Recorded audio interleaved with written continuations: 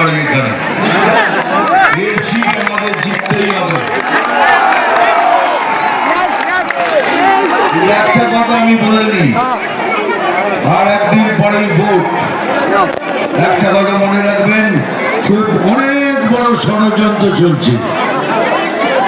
আর সেই ষড়যন্ত্রটা হলো, রাত্রির এদের একটা মিটিং হয়, সেই মিটিং এ যা যা কথাবার্তা হয় তার কিছু কিছু আমার কানেও আসে। সেটা হলো পশ্চিম বাংলাকে পশ্চিম বাংলাদেশ করা। এরা শুনেছেন খুব ভালো করে?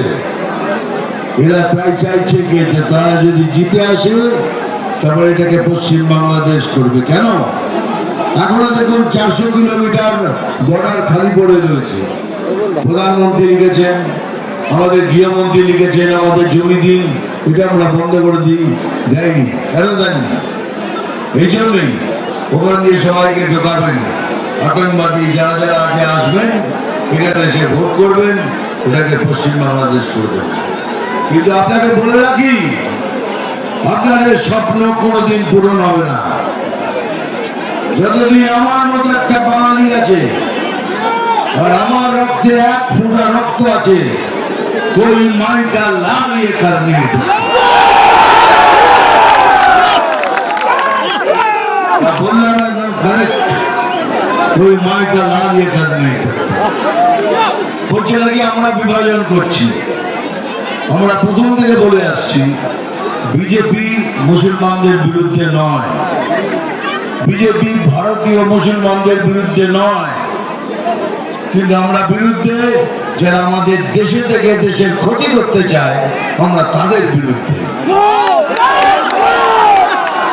আমরা বিভাজন করলাম কোথায়? আমরা তো বিভাজন করিনি, উনি করেছেন। দেখুন আপনাকে একটা উদাহরণ দিচ্ছি। আমাদের পশ্চিমবঙ্গে 50,000 স্কুল আছে, 1 থেকে 5 অব্দি। অনেক স্কুলে টিচারই নেই, যদি একটা টিচার থাকে সে 5টা ক্লাসই নেয় আর সব সাবজেক্ট পড়ায়। কখনো কখনো তারা চাঁদা তুলে পর্যন্ত স্কুলটাকে চালায়।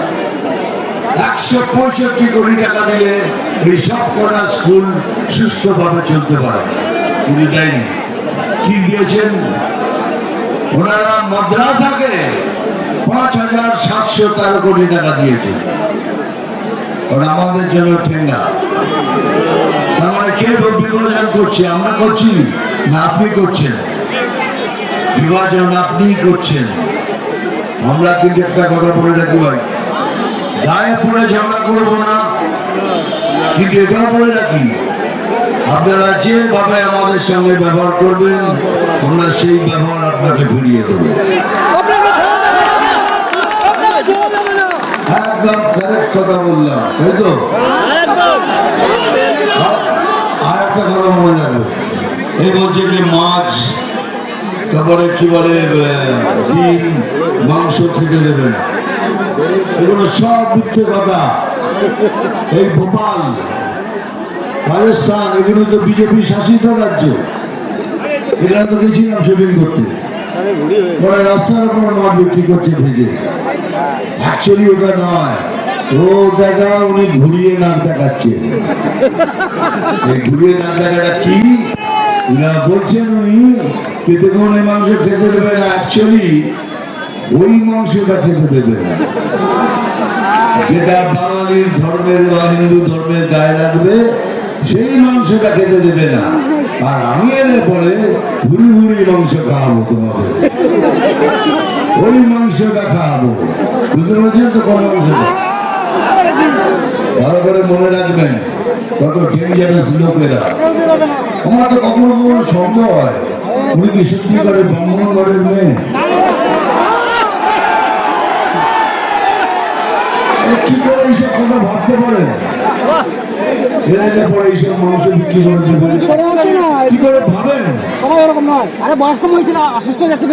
একটা কথা বলুন তো, এখানে যতজন আছেন আমরা সবাই সনাতনী কিনা?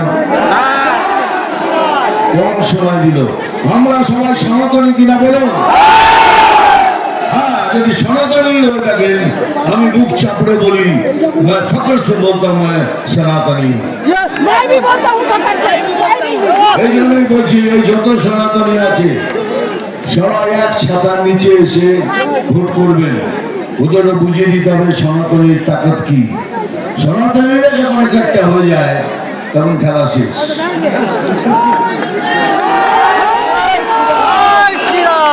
এক চরণের ভোট শেষ হয়ে গেছে, 92% ভোটিং হয়েছে। একটা খালি সিগন্যাল দিয়ে দিয়েছে ভগবান, এবারে তোমার পাত্তা গুণ, তোমার তৃণমূলের মূল উড়ে যাবে, খালি তৃণমূল হয়ে যাবে, আর হওয়ার পরে খাসি সেটা উড়িয়ে দেবে। এবার চাই এই চরণেও এইভাবেই ভোট করে মানব কচিটি আনুন, তাহলে বুঝবো আপনি আমার কথা শুনেছেন, আমাকে ভালো বুঝেছেন, আমার মামার বাড়ির ইজ্জতটা রেখো, বলে কেউ বিলা হয়ে যাবে।